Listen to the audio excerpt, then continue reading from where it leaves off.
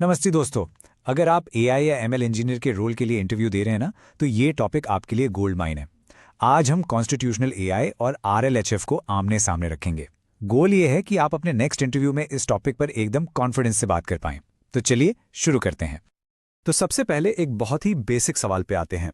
हम एक एआई को हेल्पफुल, हार्मलेस और ऑनेस्ट, मतलब एक अच्छा एआई कैसे बनाएं, उसे ये सब सिखाएं कैसे।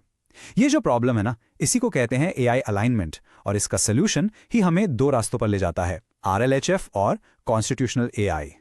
अच्छा, तो इस प्रॉब्लम को सॉल्व करने का जो सबसे कॉमन, जो इंडस्ट्री स्टैंडर्ड तरीका है वो है आरएलएचएफ। तो चलिए पहले इसको ही ठीक से समझते हैं। तो ये आरएलएचएफ है क्या चीज? इसका फुल फॉर्म है reinforcement learning from human feedback. नाम में ही सब कुछ है, ह्यूमन फीडबैक, मतलब यहां पर इंसान आकर एआई को सिखाता है। इसको ऐसे समझो जैसे आप किसी बच्चे को सिखा रहे हो। जब वो सही काम करता है, आप उसे गुड जॉब बोलते हो, उसे रिवॉर्ड मिलता है। बिल्कुल वैसे ही यहां पर ह्यूमंस एआई के आउटपुट्स को देखकर बताते हैं कि ये वाला अच्छा है, ये वाला नहीं, और इसी फीडबैक से एक रिवॉर्ड मॉडल बनाया जाता है।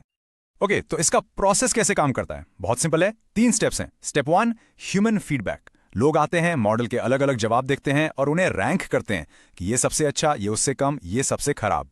स्टेप 2, रिवॉर्ड मॉडल को ट्रेन करना। जो भी ह्यूमन रैंकिंग्स आई है ना, उस डेटा पर एक मॉडल ट्रेन होता है जो ये सीखता है कि ह्यूमंस को किस तरह के जवाब पसंद आते हैं। और स्टेप 3, फाइन ट्यूनिंग। अब इस रिवॉर्ड मॉडल को यूज करके हम अपने मेन लैंग्वेज मॉडल को फाइन ट्यून करते हैं, मतलब मॉडल को सिखाते हैं कि ऐसे जवाब दो जिन पर रिवॉर्ड मॉडल हाई स्कोर दे। तो ये तो हुई आरएलएचएफ की बात, जो इंडस्ट्री स्टैंडर्ड है। लेकिन इसका एक ऑल्टरनेटिव भी है, एक नया और काफी अलग अप्रोच, जिसे एंथ्रोपिक ने पॉपुलराइज किया है।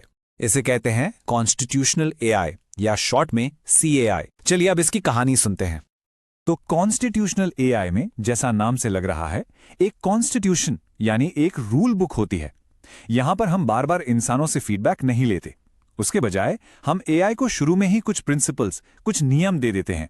अगर आरएलएचएफ बच्चे को गुड जॉब बोलना है, तो सीएआई उस बच्चे को घर के रूल्स की एक लिस्ट देना है, जैसे कि झूठ नहीं बोलना, सफाई से रहना, और सबसे कूल बात, मॉडल इन्हीं रूल्स को पढ़कर अपने जवाबों को खुद ही चेक करता है, और अगर कोई गलती हो तो उसे ठीक भी करता है, खुद ब खुद।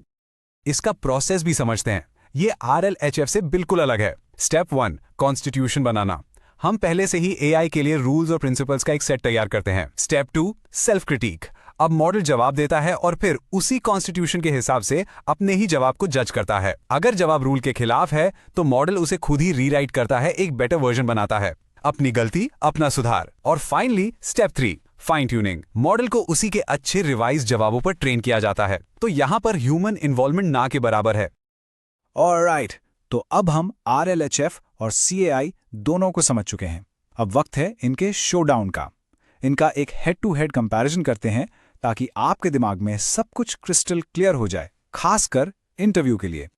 देखिए, अगर आपसे कोई एक लाइन में फर्क पूछे ना, तो वो है इनका फीडबैक सोर्स। ये सबसे इंपॉर्टेंट डिफरेंस है।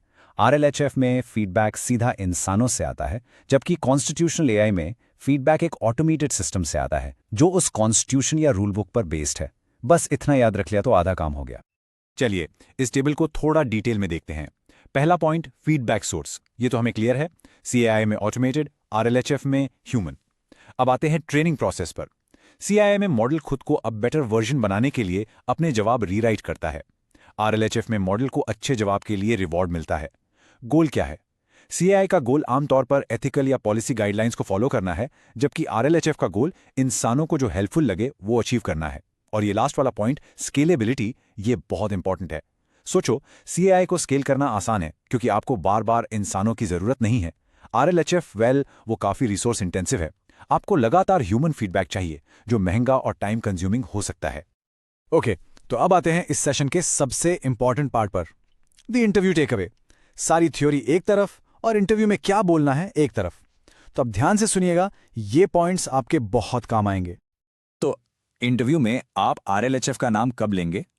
पहला, जब बात हो जनरल पर्पस एआई को अलाइन करने की।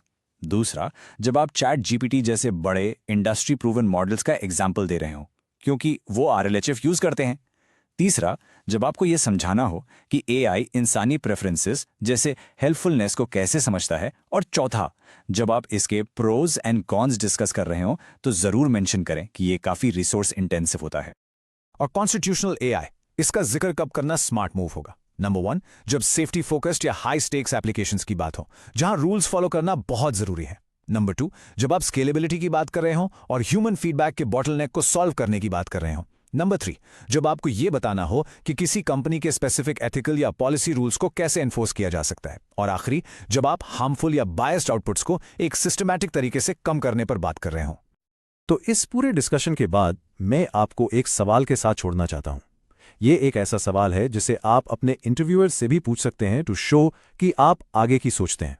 सवाल ये है, क्या एआई अलाइनमेंट का फ्यूचर एक हाइब्रिड अप्रोच है जहां हम आरएलएचएफ से ह्यूमन प्रेफरेंस सीखें और सीएआई से सेफ्टी रूल्स इन्फोर्स करें?